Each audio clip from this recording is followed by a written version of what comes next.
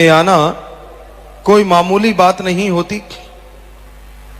बहुत बड़ी बात है कि आप लोग ओम हरि अल्लाह वाहिगुरु गौड़ खुदा रब की याद में इस घोर कलयुग में जलते बलते भट्ट में आगे सजे हैं, विराजे हैं। मालिक की कृपा है, मालिक का रहमो करम है। ये बहुत घोर कलयुग है, बड़ा भयानक समय है। इंसान इस कलयुग में अपने मालिक को भुलाता जा रहा है, उसके किए परोपकारों को भुलाता जा रहा है, उसकी दया में रहमत को भुलाता जा रहा है।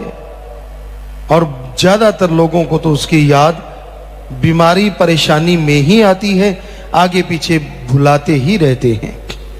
तो ऐसे कलयुग में, ऐसे भयानक समय में सत्संग में आना बहुत बड़ी बात है, लेकिन सुन के अमल कमाना अपने भाग्य को बदलने की बात है। अगर आपको लगता है कि आप अनलक्की हैं, आपको लगता है कि आप भाग्यहीन हैं, आपको लगता है कि आप कभी भाग्यशाली बन नहीं सकते, तो सत्संग सुनो और अमल करो, मेहनत करो। मालिक ने चाहा आप अपने भाग्य आप बदल डालेंगे। सत्संग में वो मेथड, वो युक्ति मिलती है जिससे इंसान अपना भाग्य बदल सकता है। हमारा फर्ज आपको बताना है, उस पे आप अमल करते हो या नहीं करते वो आपकी मर्जी है। पर एक कहावत है, कहते हैं कि बच्चे को कोई खिलाता है मां बाप को, बच्चा बड़ा प्यारा होता है।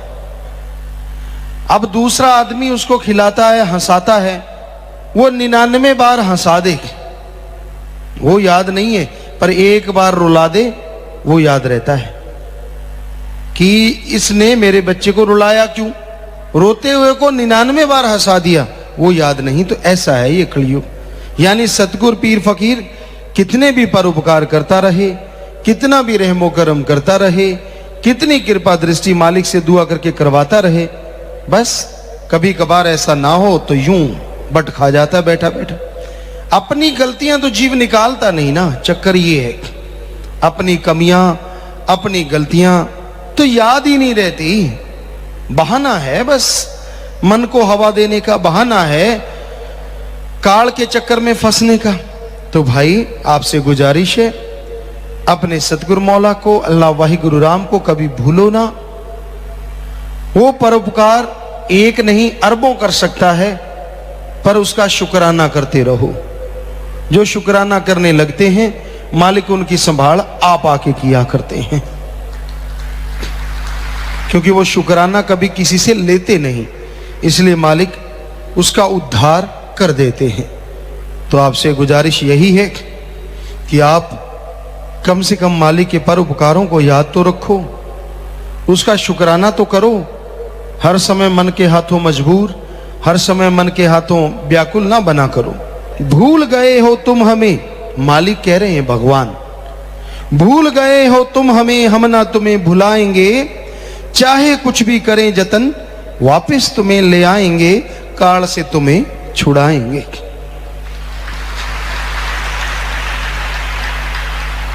तो वो मालिक, वो अल्लाह, वो वाहिगुरु, वो राम संतों द्वारा जीव को कहते हैं कि भाई तू तो हमें भूल गया है, तू तो पल में भुला देता है। जरा सी तेरी मन की बात ना हो तू तो मरोड़े खा जाता है, अकड़ जाता है। लेकिन हम ना तुम्हें भुलाएंगे, कभी नहीं छोड़ेंगे। सवाल पैदा नहीं होता, तू अगर बुरे कर्म भी करेगा तो भी ऊपर रूहानी मंडलों में भयानक सजा तो है, पर काल के हाथों फिर भी तुझे नहीं देंगे, ये हकीकत। चाहे कुछ भी करें जतन, वो मालिक संतों द्वारा कहलवाता है कि कोई भी जतन करना पड़े वापस तुम्हें ले जाएंगे। वो संतों द्वारा सत्संग लगवाते हैं, जीवों को समझाते हैं, जहां जहां स्क्रू ढीले हैं संतों के वचनों द्वारा कसवाते हैं। कौन सा पुर्जा ढीला हो गया, अब दिमाग में कचरा भर गया, अब अकड़ा बैठा है, बेसन के पकौड़े की तरह अकड़ जाता बैठा बैठा। एक सज्जन से किसी ने पूछा, यार तेरे घर वाली रूठी ही रहती है, चक्कर क्या है?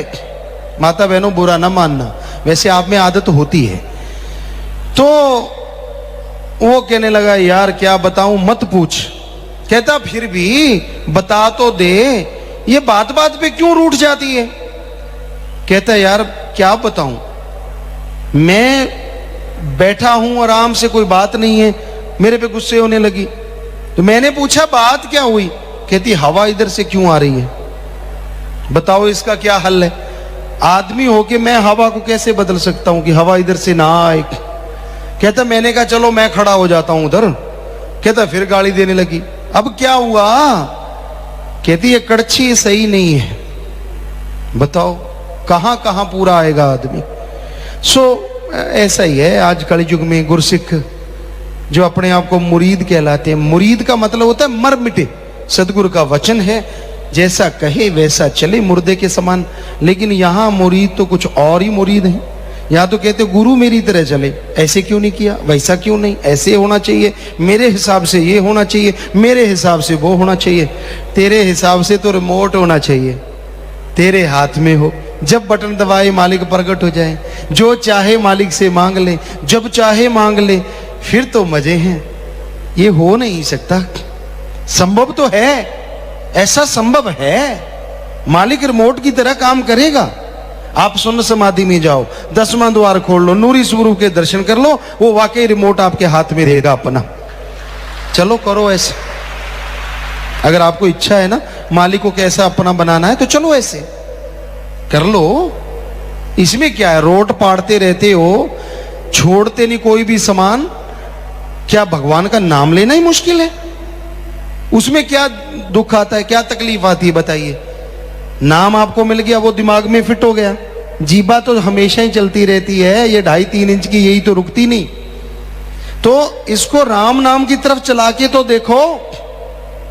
झूठ बोलते हो, चुगली निंदा करते हो, छल फरेब करते हो, भ्रष्टाचार करते हो, उसके लिए स्कीमें बनाते हो, शातिराना सोच सोचते हो। अरे थोड़ी सी देर राम नाम, अल्लाह वाहिगुरु गॉड खुदा रब का नाम लेके देखो, यकीन मानो आपकी तमाम परेशानियां क्षण क्षण धीरे धीरे दूर होने लगेंगी। तो आज कलयुग है, इस कलयुग में जीव नमक हराम होते जा रहे हैं। बहुत मालिक का नमक खाते हैं, अल्लाह मालिक की भक्ति इबादत करते हैं, उसकी दया मेहर के नज़ारे भी लूटते हैं, पर कोई भरोसा नहीं कब कौन सा चलता पुर्जा खराब हो जाए। वो कहते ना चलता पैसा खोटा हो जाता है, कहीं तो बिना चले ही खोटे हो जाते।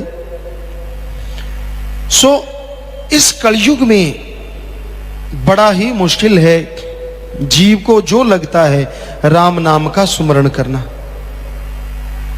वो जीव दिखाता है कि मैं बेचारा हूं, मैं फला हूं, ये तो सतगुरु जानता है कौन बेचारा है। आदमी कभी दुखी ना पाए अगर वचनों पे अमल कर ले। अब वचनों पे अमल नहीं करे, ये भी सतगुरु का कसूर है। इसमें विचार की कहां से आ गई, अमल नहीं किया तो भोगो।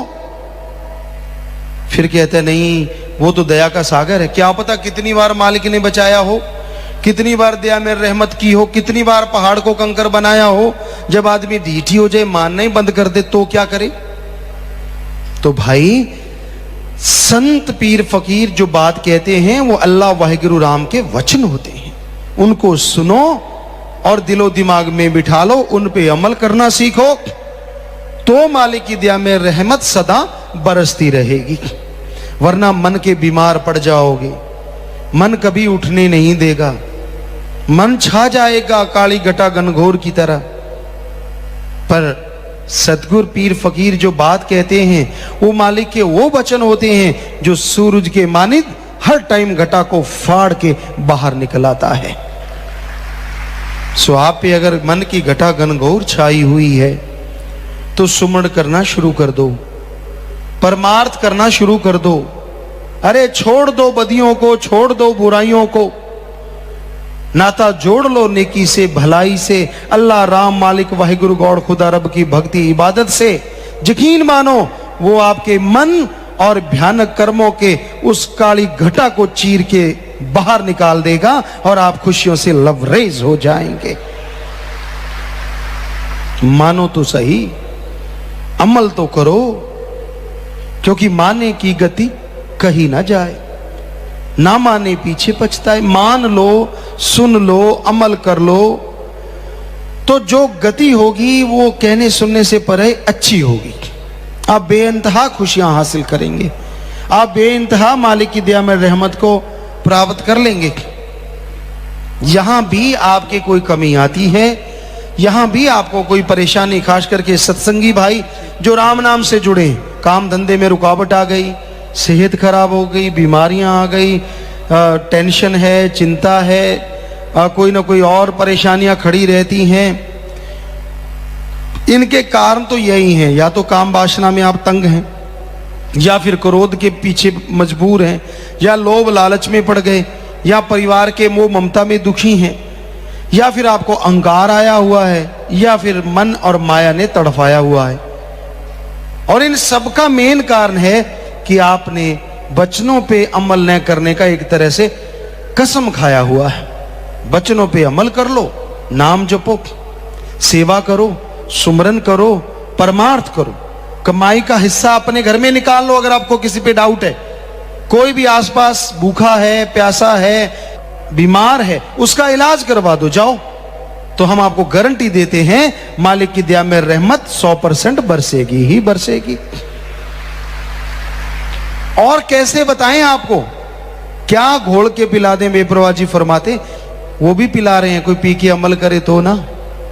बेपरवाह जी आम फरमाया करते, हम किसी से सुनी सुनाई बात का यकीन कभी नहीं करते।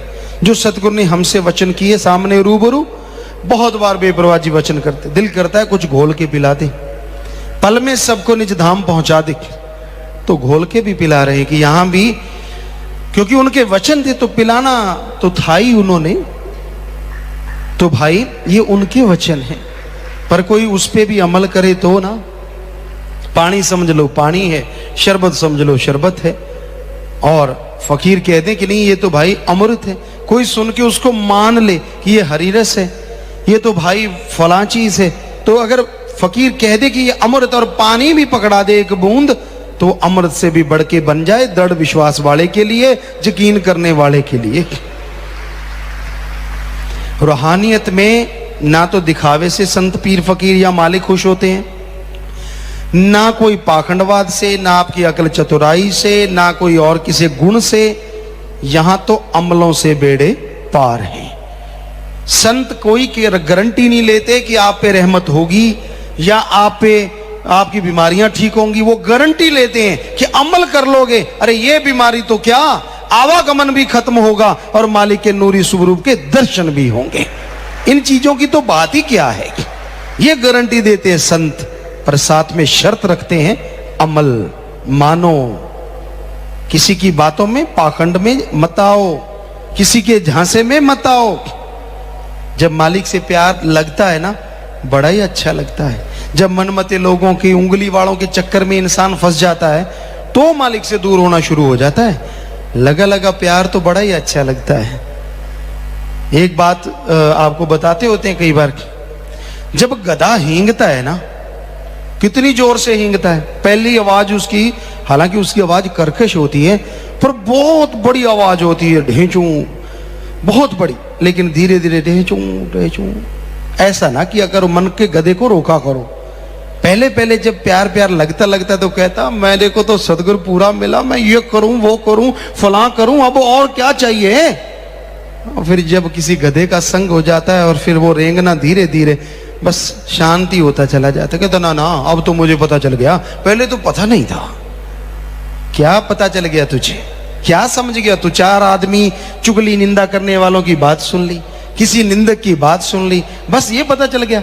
संत तो शरेआम कहते हैं, कबीरा सब ते हम बुरे, हम तज भला सब कोए, जिन ऐसा कर माने मीत हमारा सोए। हम तो कहते ही नहीं कि हम कोई बड़े, हम तो चौकीदार हैं, खाकसार हैं, आपके जूतों में भी बैठने को तैयार हैं, हम में तो कोई मान बढ़ाई नहीं।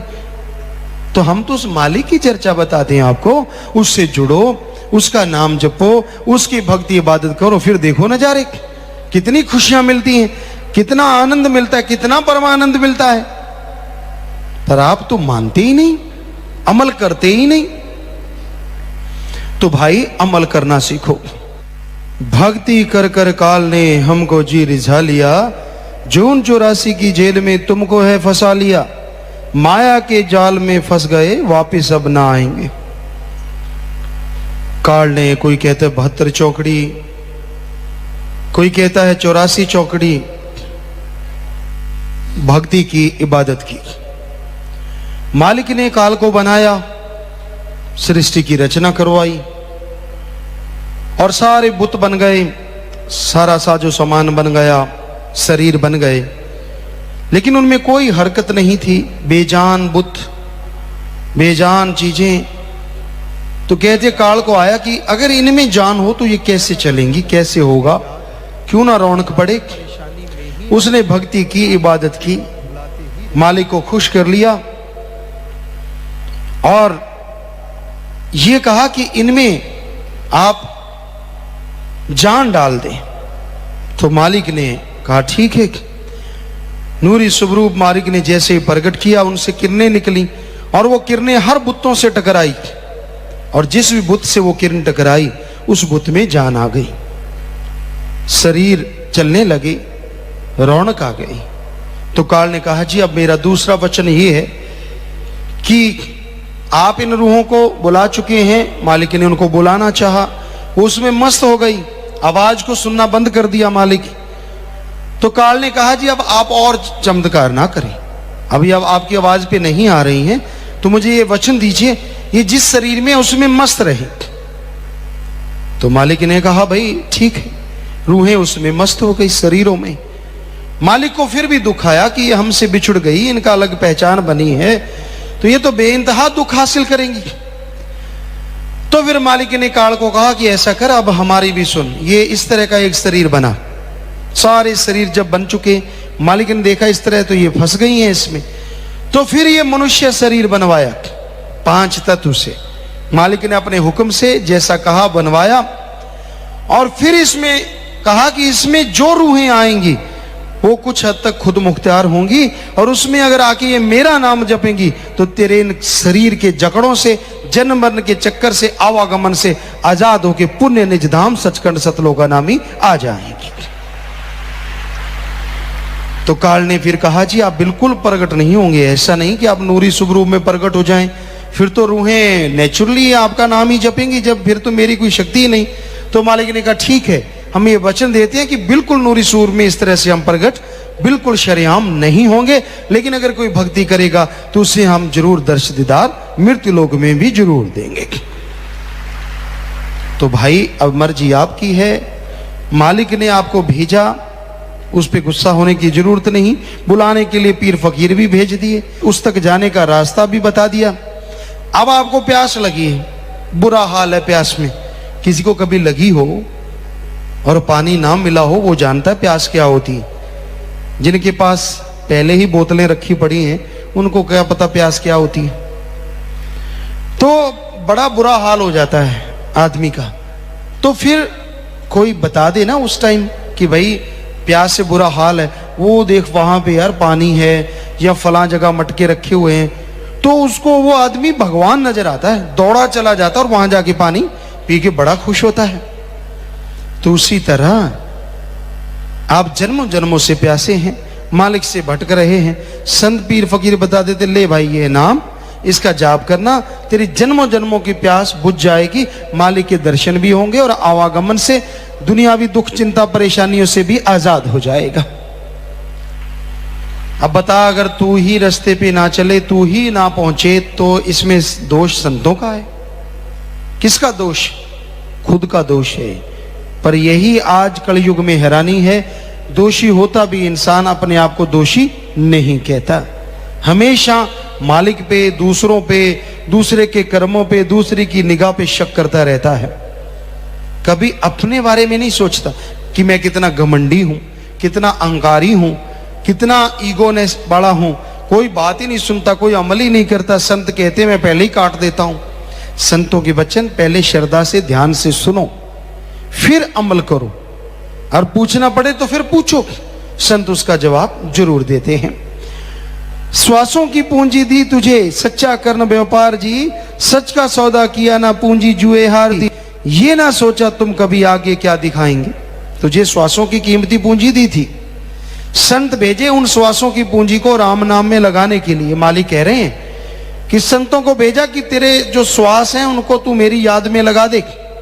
पर हे बंदे, तूने संतों की एक ना सुनी, हर टाइम मन और मनमते लोगों के चक्कर में फंसा रहा, काम वासना क्रोध लोभ मोह अहंकार में फंसा रहा। क्षणिक आनंद के लिए उस परमानंद के स्वामी को त्याग दिया, क्षणिक आनंद के लिए सारे कौल इकरार पल में तोड़ दिए। बड़े बड़े कौल इकरार करता था, बड़ा बनता था, ये करूंगा वो करूंगा। मालिक एक बार सब गुनाह कबूल करता था। कहां गई तेरी अणख, कहां गई तेरी गैरत, कहां गई तेरी सोच? क्यों नहीं लानत आती अपने मन पे? क्यों लानत देता है भक्ति को? क्यों लानत देता है भक्ति वाली जिंदगी को? क्यों नहीं लानत देता अपने मन को? हर टाइम बुरा कहता है राम को, हर टाइम बुरा कहता है भक्ति को। मन को बुरा क्यों नहीं कहता? अपनी गलतियों को बुरा क्यों नहीं कहता? क्यों चस्के लेता रहता है? बुराई बुराई बुराई बुराई हर समय सोचता रहता है भाई। और फिर जब बुराई पल्ले पड़ जाती है फिर कहते हैं ये कोई जिंदगी है? संत पीर फकीर तो ऐसी जिंदगी बख्शते हैं जो देवी देवताओं की भी जिंदगी नहीं है, वो भी तरसते हैं। पर कोई उनके वचनों पे अमल करे तो वो नजारे मिले ना, क्षणिक आनंद नहीं। ये जो मुंह का स्वाद है, इंद्रियों के भोग विलास का स्वाद है, जो क्षणिक होता है, ये नहीं, वो परमानेंट स्वाद देते हैं और अरबों खरबों गुना बढ़ के इससे जो हमेशा बना रहता है, इंसान को निर्भय रखता है, निर्वैर रखता है और इंसान हमेशा गम चिंता परेशानियों से आजाद होकर मालिक की खुशियों में माला माल रहता है। तो भाई संतों के वचन सुनो, उस पे अमल करना सीखो, तो जरूर मालिक की दया में रहमत होगी, उसकी खुशियों के हकदार आप बनते जाओगे। श्वासों की पूंजी दी मालिक ने, उसको भूल गया, उसकी तरफ ध्यान नहीं दिया, लगा रहा झूठ फरेब में, लगा रहा बुरे कर्मों में। तो कैसे खुशियां मिलेंगी? कैसे मालिक की दया में रहमत के काबिल बनेगा? पहले नाम ले, फिर नाम का जाप कर, वचनों पे अमल कर, फिर देख नजारा, देख कैसे खुशियां बरसती हैं। अरे जो चेहरा हमेशा ही 4:45 बजे रहते हैं, 4:45 बजे रहते हैं, वो हमेशा यानी 4:40 ही रहते हैं, मुंह लटका रहता है। 4:40 4:45 नहीं, उसमें तो फिर भी होंठ थोड़ा ऊपर चला जाता है। चेहरे पे जो सलवट पड़ी रहती है, जैसे खेस दरियों पे होती है, नाम जप के तो देख 10-10 हो जाएंगे, वो तमाम खुशियां हो जाएंगी, वो तमाम नजारे मिलने लग जाएंगे। मुस्कुराने का मतलब हमारा 10-10 का मतलब ये नहीं होता कि सारा टाइम ही करते रहो। 10-10 का मतलब होता है चेहरे पे खुशी हो, चेहरा नूर से भरा हो, और जब खुशी होती है तो नेचुरली हंसते हैं और फिर उसमें वही 10-10 हो जाते हैं। 4:40 ना होने दिया करो, 9:15 बीच काम चल जाता है।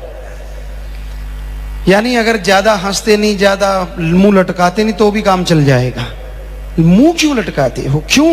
क्यों टेंशन में पड़ जाते हो? चिंता किस बात की? आप कहते ना जी गुरुजी आप तो संत हो, आपको कोई फिक्र नहीं, फाका नहीं। हाँ, हम तो घर गृहस्थ वाले हैं, हमें तो बड़ा फिक्र रहता है। तो इतने बच्चे हैं, उनका पालना पोषना, एक बच्चा तो ठीक नहीं आता, इतनों का पालन पोषण करना कोई आसान काम थोड़ी ना होता है। घर गृहस्थ में 100 पापड़ बेलने पड़ते हैं। वाह, वाकई आप कितना गलत कहते हो। आपको 2-4 बच्चों का फिक्र है, इधर दोनों जहान का फिक्र फकीरों को लगा रहता है कि उनकी इतनी औलाद होती है जितनी मालिक की संतान, वो सारी फकीर की औलाद होती है। सबका फिक्र होता है, कोई गंदगी कर रहा है, बुरे कर्म कर रहा है, उसका भी फिक्र लगा रहता है। क्या ये भी कभी सुधरेगा मालिक?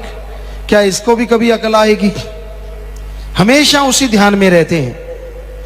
अरे घर गृहस्थ का फिक्र है तो क्या हुआ, राम नाम दे दिया, मेहनत करो, कमाई करो, हक हलाल की रोजी रोटी खाओ। टेंशन आएगी, दृढ़ विश्वास रखो, टेंशन ऐसे उड़ जाएगी जैसे गधे के सिर से सींग, पता ही नहीं चलेगा कि टेंशन थी भी। वचन तो मानो, अमल तो करो। जब अमल नहीं करते, चाहे गृहस्थी हो चाहे त्यागी, तो बस भी हाल बुरा ही होता है। तो बताना फर्ज है हमारा, आगे मानना ना मानना आपकी मर्जी है। तो देश अपना छोड़कर काल देश में जा लिए, काल ने पीछे है तेरे 5 चोर लगा दिए। चोर तो एक ही बड़ा, 5 से क्या बच पाएंगे। एक चोर लग जाए तो वो चोरी करके हटता है, जीव का सामान लूट लेता है, साजो सामान चला जाता है। लेकिन यहां तो 5 लगा दिए, काम वासना, क्रोध, लोभ, मोह, अहंकार, 5 हैं और दिखते नहीं है। एक चोर होता है जो दिखता है, तो वो उसको पकड़ा जा सकता है कि हाँ ये दिख रहा है, इसको पकड़ लो। लेकिन ये तो दिखते ही नहीं और चोरी करते हैं, दिन रात आपके कीमती श्वासों को लूटते रहते हैं, बर्बाद कर रहे हैं आपको। काम वासना का ख्याल आ गया तो सारा दिन उसी में, ऐसे वैसे फलां स्कीमें, बुराइयां, क्या रिश्ते नाते, किसी को नहीं छोड़ता। क्या बाप है, क्या माँ है, क्या बहन है, क्या भाई है, क्या दादी, क्या दादा, कोई चीज नहीं छोड़ता ये गंदा चोर। जब काम वासना छा जाए आदमी गिरता ही जाता है, गिरता ही जाता है, गिरता ही जाता है, कहीं कोई स्टेज नहीं रुकने की, कामी कीड़ा बन जाता है। फिर क्रोध आ जाए, उसमें भी पता नहीं क्या से क्या कर दे, अपनों का बुरा करता है, अपने को अपशब्द कहता है जो कभी भुलाई नहीं जा सकते। फिर लोभ है, लोभ में लोग क्या नहीं कर देते। लोभ लालची आज सच को छोड़ के बुराई की तरफ जाने का कारण बनती जा रही है। फिर है मोह ममता, उसमें लोग पड़ जाते हैं, परिवारों में पड़ जाते हैं। जैसे आपको अभी जिक्र किया था कि आप सुमन कर लो, संत के वचनों पे अमल कर लो, नेचुरली परिवारों का मालिक भला करेंगे ही करेंगे, ये झूठ कैसे हो सकता है। लेकिन वो नहीं करना, टेंशन, चिंता, परेशानी वो करते रहना जिससे आपका नुकसान और उन परिवारों का भी नुकसान, फायदा किसी का भी नहीं। तो इस तरह मोह ममता मारता है। फिर अहंकार है, अहंकार तो भाई फिर आजकल किस में नहीं है। जरा सी बात कह के देख लो, उल्टे बिच्छू की तरह आते हैं, बात ही नहीं सुनते। अहंकार में मुझे सब पता है, मैं सब जानता हूं, मुझे सब मालूम है, इत्यादि इत्यादि। तो इनके ऊपर मन और माया जो बुरी तरह से जीव को भरमा रहे हैं। तो इन सब से बचने का एकमात्र उपाय सत्संग सुन के अमल करो, नाम लो, नाम जपो, तो इन बीमारियों से बच सकते हो, तो बुराइयों से बच सकते हो। देश मेरा कौन है, जीव को यह खबर नहीं, दुर्लभ जन मिला इन्हें इसकी कोई कदर नहीं। सत्संग में चलकर आओगे संत तुझे समझाएंगे, संत तुम्हें समझाएंगे। मनुष्य शरीर मिला, मनुष्य को इसकी कोई कदर नहीं। इसको जीव सोचता है मैं खत्म कर लूं, जो कितनी बड़ी महामूर्खता और कितना बड़ा महापाप है। ऐसा कभी सोच में भी नहीं आना चाहिए। मालिक से मांगना है, अच्छा मांगो, नेक मांगो, दृढ़ विश्वास। अरे जिंदगी लगानी है तो उस अल्लाह वाहिगुरु मालिक के लेके लगाओ, तो आपकी बहादुरी है कि आप वाकई कलयुग में रहते हुए मालिक से ओढ़ निभागे, ये तो है बहादुरी। लेकिन जीवन से उगता जाना, जीवन से थक जाना, ये गलत है। और ये भूल जाना कि मैं किस देश से बिछुड़ के आया हूं, कौन मेरा अपना है, कौन पराया है। यहां जो कुछ भी नजर आता है सब फनाकारी है, तबाहकारी है, कुछ भी साथ जाने वाला नहीं है। साथ जाने वाला है तो मालिक का नाम, साथ रहने वाला है तो मालिक का नाम। जो जी वचन सुन के अमल करेगा वही मालिक की दया में रहमत को हासिल करता है। तो सत्संग में अगर चल के आओगे तो समझ पाओगे भाई, वरना जीव के समझ नहीं आता, जीव समझना ही नहीं चाहता। आज घोर कलयुग में ढोंग ढकोसला बढ़ता जा रहा है। आज संसार में लोग मतलब परस्त हो गए हैं। अपना उल्लू सीधा करने के लिए मन शातराना चालें चलते हैं। ऐसे नहीं, ऐसे करेंगे तो ये होगा, ऐसे कर लें तो ऐसे होगा। और ये भूल जाते हैं कि वो सबका बाप है, मालिक है, राम है, वो सबको जानता है। तो तू अगर पात पे है तो वो डाल पे, अगर तू डाल पे है तो वो पात पे, हमेशा तेरे अंग संग है। वो सब जानता है तू कौन सी शातराना चाल चल रहा है। इसलिए बुरे कर्म करने के लिए शातराना सोच ना सोचो। सोचना है तो अच्छा सोचो, मांगना है तो मालिक को मांगो, मांगना है तो परमपिता परमात्मा को मांगो। छोटी छोटी मांग मांगने लग जाते हो, अगर मालिक से मालिक को मांगने लग जाओ, वो अगर आपको मिल जाए तो कैसा हो। तो भाई काल ने बुद्धि मारी है, जीव हुए लाचार जी, मालिक भेजे संतों को करते नाम प्रचार जी। बचनों पे विश्वास करो, आजाद तुम्हें करवाएंगे।